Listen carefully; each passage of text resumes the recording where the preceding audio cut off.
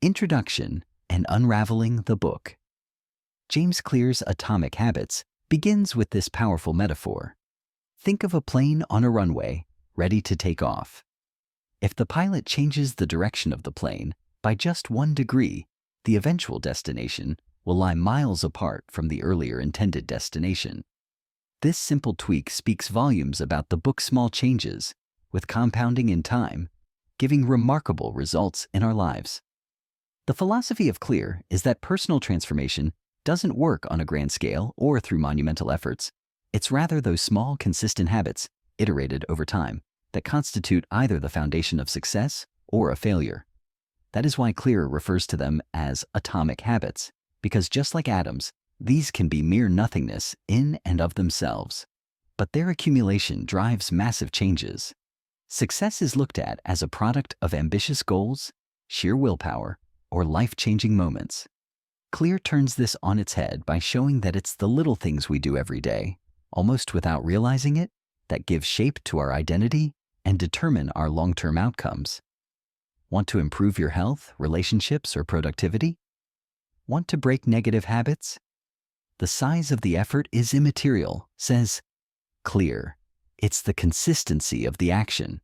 In Atomic Habits, Clear goes a step ahead to explain this very art through empirical evidence. He explains in detail how the brain generates and reinforces habits and equips the readers with ways of forming good habits while breaking the bad ones. In the second part of this series, we review some of the core principles that form the crux of this book and offer real takeaways for each. The power of tiny habits. The most important thing that has been learned from Atomic Habits is that big changes come from small improvements. Clear introduces the idea of getting 1% better each day, and over time it compounds into something extraordinary. Instead of seeking radical changes, he says readers should embrace incremental progress. This is because, even though a 1% improvement may seem negligible on a day-to-day basis, when compounded over time, it results in growth. That's why he thinks we overestimate this defining moment and strongly underestimate the type of value that's created by small improvements daily. For instance, if you get 1% better every single day, then at the end of a 1-year period, you will be 37 times better. On the other hand, if you get 1% worse every day, then you'll decline nearly down to 0. It is beautiful because this approach has the power of lowering barriers to entry. Instead of waiting for motivation to make big changes, you start right away. You turn your attention to tiny adjustments. The reason it is easier to sustain these kinds of habits is because monumental effort is not called for. The more practical way of doing this, if one is trying to develop a habit of some nature, either exercising or reading, the key to success is starting off so small that failure isn't an option. For example, if this is exercise, instead of trying to do 60 minutes, start off by doing 5 minutes. If one wants to read, then instead of trying to read a whole chapter, read 1 page. It is not about how much you are doing, but how often you do something. Part 2. The 4 Laws of Behavior Change. Atomic Habits' core consists of the 4 laws of behavior change, acting as a framework for building good or breaking bad habits. The laws are drawn from the habit loop comprising cue, craving, response, and reward. 1. Cue. Make it obvious. The first step in building a new habit is becoming more aware of the cues that kick off our behavior. Habits start with a cue, an event, a location, or an emotional state that sets it in motion. According to Clear, to adopt a new habit, you should make the cue as obvious as possible. For example, if you want to start drinking more water, put a water bottle in highly visible places where you will find yourself frequently. The concept of habit stacking is potent here.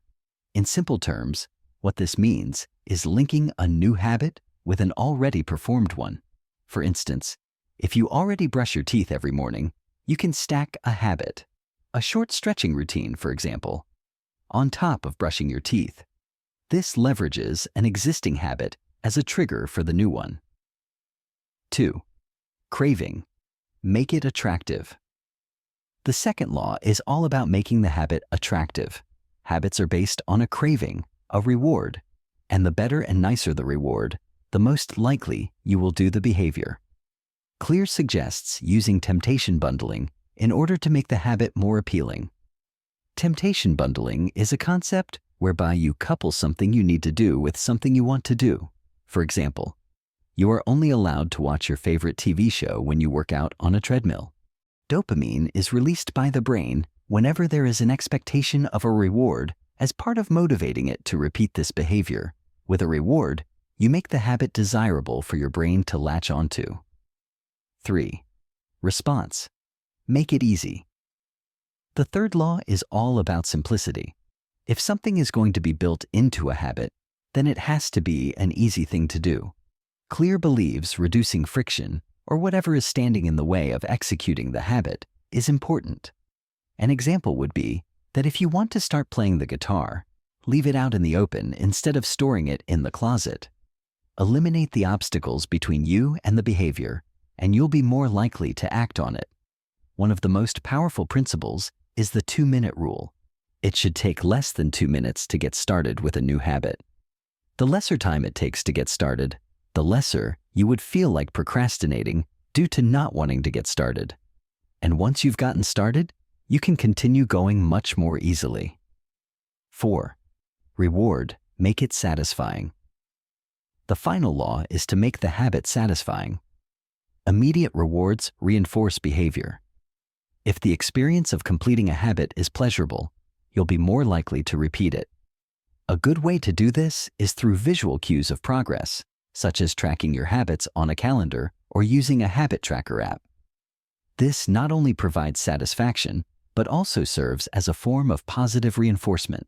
For instance, every time you complete a daily habit, it should go on a calendar, because instantly, you will get that feeling of accomplishment. As these days come and go, the chain starts to become its own motivator. On the other side, when you want to quit something bad, you need to make it unsatisfying, either by getting an accountability partner or through some other form of immediate feedback associated with the negative consequences of that habit. Part 3. The habit loop and identity-based habits. One of the most revealing ideas in Atomic Habits is the concept of the habit loop, consisting of the cue, craving, response, and reward. Understanding this will help one understand how habits work and how to modify them. By recognizing the components of the loop, you can intervene at the right place to either reinforce or break a habit. But probably the deepest idea in the book is the one on identity-based habits. Clear argues that the deepest sort of change of habit is not goal-oriented but identity-oriented, about focusing attention instead of on what you want to achieve, on who you wish to become. Replace specific goals, for example. With identity-based habits, instead of setting a goal to read 20 books a year, shift your focus to becoming a reader. The identity change is way more powerful because your habits flow naturally from your self-concept. Every time you act, you're reinforcing the type of person you want to be. That shift in mindset, from outcome-based to identity-based, creates real change. If you see yourself as a fitness-minded person, you're going to keep exercising. If you adopt an identity as a writer, you'll write heaps more.